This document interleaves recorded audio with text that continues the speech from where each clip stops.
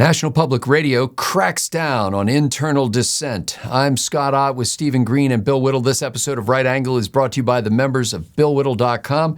And gentlemen, there was a senior business editor who had been with National Public Radio, NPR, for some 25 years, who published an article on a subreddit, not a subreddit, Substack, I believe it's called The Free Press, and basically said NPR has lost its moorings as what it used to be, in his opinion, was a fairly fair and honest journalism platform, and has become just nothing but a mouthpiece for progressivism and an increasingly smaller group of progressives. And his big ask for NPR, Steve Green, was just don't tell people how to think. Now, Steve, this guy whose name I'm going to mispronounce was Yuri Berliner or Berliner. I'm not sure how you say that. He's NPR's. I think it's I think it's Berliner, but I could be mistaken. Yeah, ich bin ein Berliner. Okay, so he is.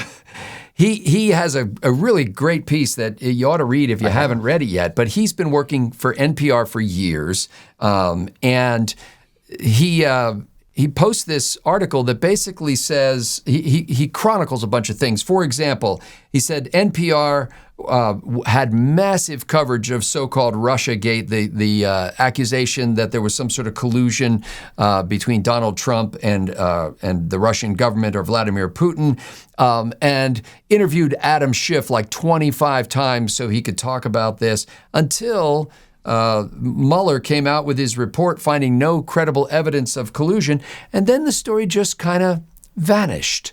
There was no mea culpa. There was no, hey, we made a mistake there. NPR ignored the Hunter Biden laptop thing, fearing that it might help Trump in the lead up to the election. Yeah. NPR stayed with the Anthony Fauci line that the COVID pandemic was caused by natural origin, basically the wet markets in China, instead of a possible leak from a Wuhan laboratory. And then he goes into a whole bunch more stuff. These are just, it's not all about Trump, so don't get me wrong about this.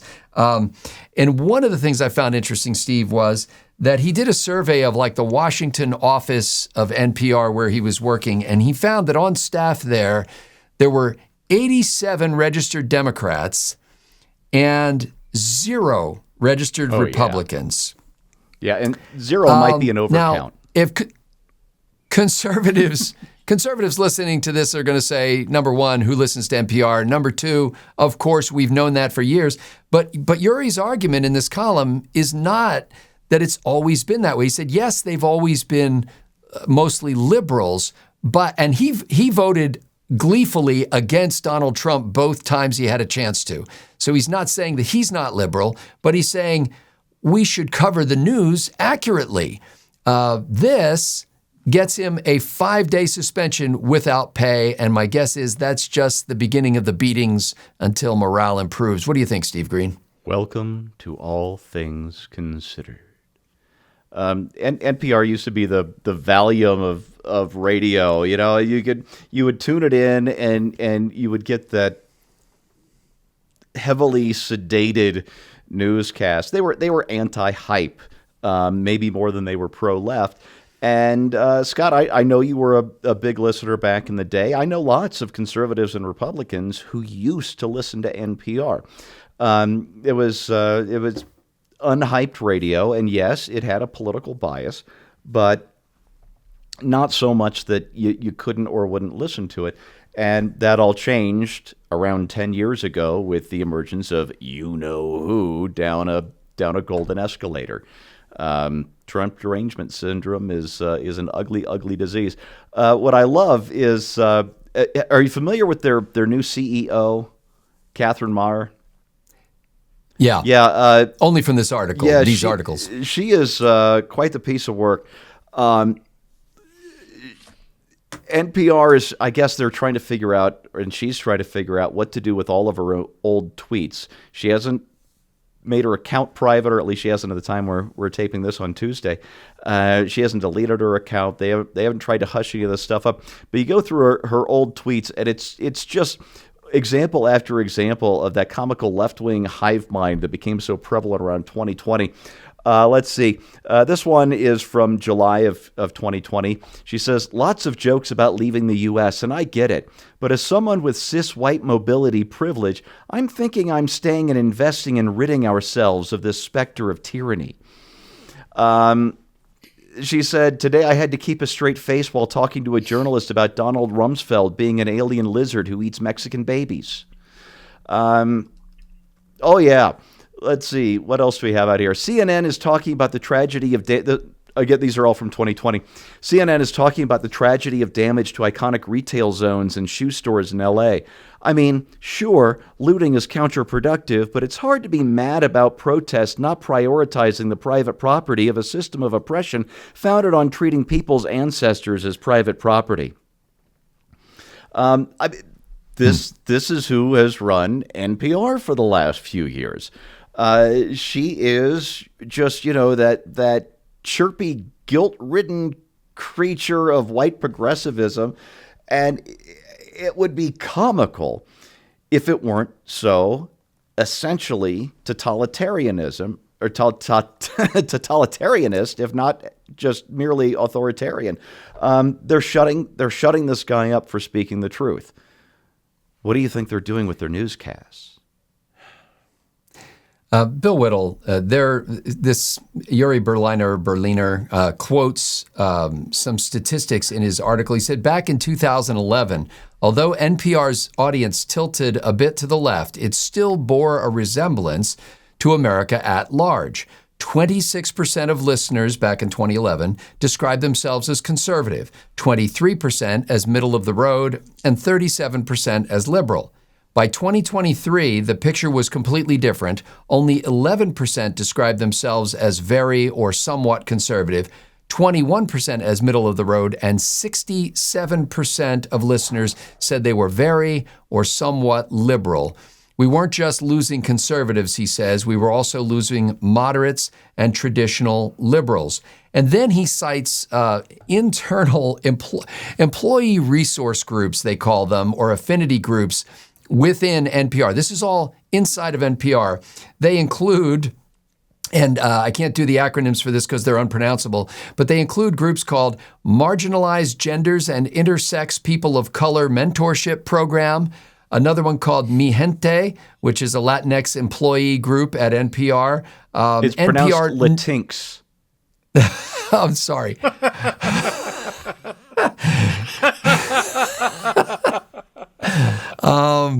Also, I've heard that the Latinx viewers don't like that label. Well, actually, that's true, and he says that in this article. He says that NPR insists on using that terminology, even though the vast majority of people they identify as such don't like the term. Of course they don't. There's another group called NPR Noir, Black employees, Southwest Asians and North Africans of NPR, UMA, a Muslim-identifying employee group, women, gender expansive, and transgender people in technology through public media, and the list goes on. Oh, please, I want to know the acronym for that last one.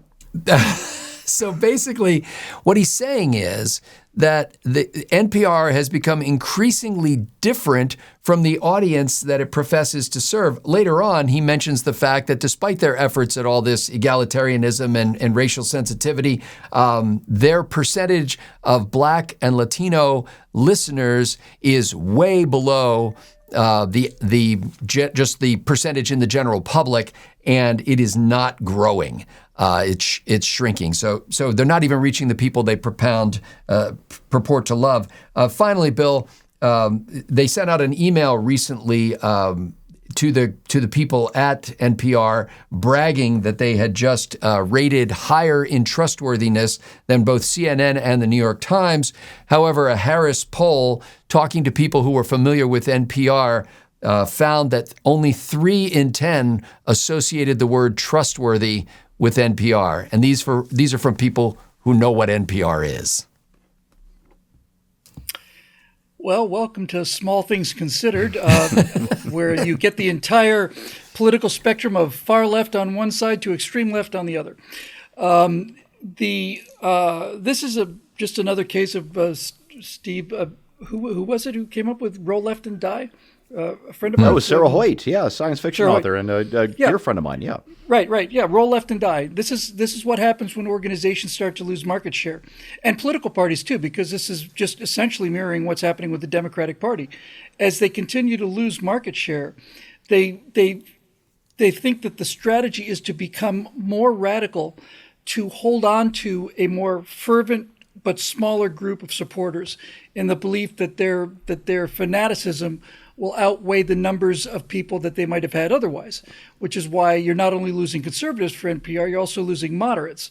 The theory is that, well, it's not even a theory. The result is that as they continue to lose moderates and conservatives, they become more and more progressive, and even liberals start falling off of the horizon as that becomes more and more ridiculous, as outlined by the names of these various groups inside of NPR, all of which are fighting for dominance in terms of telling you what to think, not how to think or what to think about. I had an experience, and I feel I feel a great deal of affection towards this Mr. Berliner. And the reason I feel affection for him and regret at his, although tempered regret at his punishment, is because he's a man of conscience. Yeah. And when you're dealing with people of conscience, you can reason with them. Yeah. People who have character would rather be right than consistent. People who have character are in pursuit of the truth, regardless of where the truth leads you. And an NPR made up of nothing but people like Mr. Berliner would be a very different NPR, because it would be dedicated to the truth rather than to an ideology. I'm not trying to suggest that we are immune to this. Certainly, we have the same kind of problems, but I don't think we have it on anything like the level that the left does, if for no other reason than the fact that the right has to listen to the left's arguments every single day because it's the ocean we swim in. And the left's position is tune out anything that disagrees with these core leftist principles, which explains why NPR has become basically what it is, which is a joke. Unfortunately, National Public Radio is funded by taxpayers, and half of the taxpayers in this country don't like what NPR is saying. So I think you could make a compelling case that since it is not look, if it's a private company, do whatever the hell it wants to, it's entirely its business. But what we have seen as a measure, and I think this reflects a measure of the closeness to the truth aspect of it. Remember Air America when that came out back in 2008-ish? Yeah. So this was the answer to conservative talk radio. And it was classically liberal in its answer. It was consolidated, top-down network funded by billionaires. You know, we're going to get all the top names in one place. I mean, conservative talk radio is 600 different hosts on 600 different AM channels at any given time. And it was an absolute failure. And it was a failure because nobody wanted to listen to it. And NPR would have been gone quite a long time ago if it weren't for the fact that conservatives and liberals, but also conservatives, are paying taxes to keep it in business. So there's the ultimate cause of your disconnect from reality with the NPR issue, Scott, is they are not beholden to reality. They're going to get paid whether they stray from reality or not. They're going to get paid whether they provide what the audience wants or not. One of the unintended consequences, and a very serious one, in fact, you could make a case as one of the worst decisions that was ever made. Just stay with me on this. It used to be that movie studios owned their own theater chains. A Paramount movie would be distributed throughout Paramount theaters, and you would go to a theater that was owned by Paramount. And this was declared to be a monopoly. And so legislation was passed that said that the studios can no longer own the movie theaters. Well, the problem with that is that since the studios were no longer dependent on the revenue from the movie theaters, the studios were no longer dependent on making movies that people wanted to watch. They were getting their money from places like China and from investment funds and from other forms of investment, but not directly from the box office. And this alone is what led to this tremendous change from Hollywood being a pro-American, go to a movie, feel-good experience, to an anti-American, go to a movie, come out and shoot yourself experience, because the studios no longer had the incentive of making the audience happy. they were no longer directly connected to the box office. There was a third party that was putting up the money, and that's who got the revenues. This is the same sort of thing with NPR. They are no longer, and have never been, beholden to making and maintaining a listenership because they're subsidized by tax dollars. And eventually NPR will be listened to. Eventually, logically, if you let it go until its conclusion at the end of the universe, there will be one person listening to NPR, and it'll be this woman that you mentioned earlier. Well, sadly, it might be me. Unlike what Steve said, I actually do listen to, I'm conservative, and I do listen to NPR. I listen almost daily, probably 5 days a week as I'm getting ready to go to work, because I don't enjoy just talk radio, oddly enough. Somebody who does what I do here, you'd think would be all excited about listening to other people doing something similar. I don't. So I don't want to just turn on one of the local talk stations, even if the people agree with me. In fact, the people who agree with me are usually the most annoying to me because I always think, well, don't they know how to say that better? But I do listen to NPR, and perhaps my big frustration is, as I listen on a daily basis, they're so predictable. If they mention somebody whose name I haven't heard before, who has died, let's say, I know that person either has to have some sort of homosexual or transgender, sex thing going on in their lives, or has to be a racial activist. If they review a book on one of these NPR shows, guaranteed it's going to be in one of those categories, or climate change. It's so predictable what they're going to cover, and then they can't seem to find anybody to offer a contrary opinion. If they do a story, there's nobody who they can interview who will state something from a different perspective. They also can't seem to ask the logical next question.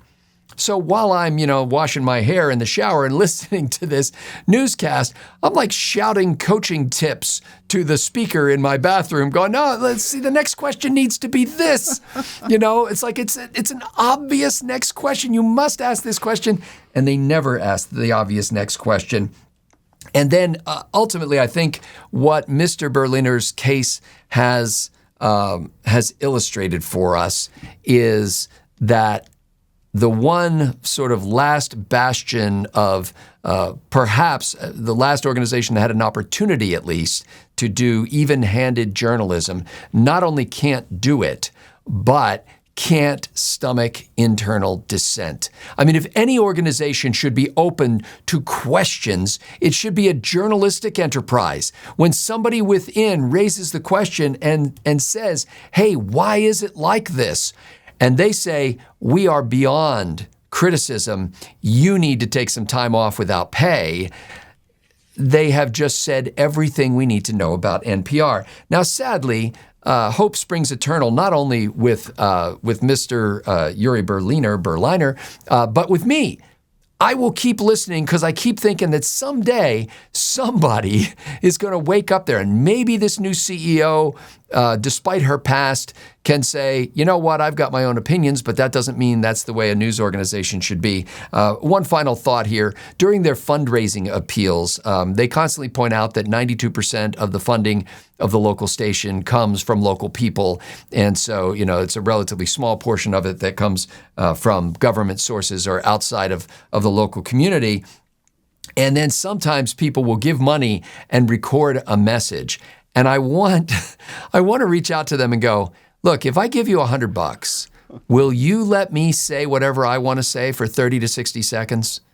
Because in reality, I'm listening to NPR because it's an intelligence source for me, as if I were a spy. If you want to know what the other side is thinking, listen to NPR. It's out there. It's available. It's free unless you want to become a donor. But they think they're being even-handed, and they don't see any disparity between being good journalists and having no Republicans at all on staff. However, if I want to know what the hard left is doing, all I have to do is tune into my local NPR station. it's really sad. Years ago, I worked for a public TV station, and I worked for a news program there that was interviewing people, and it wasn't like this.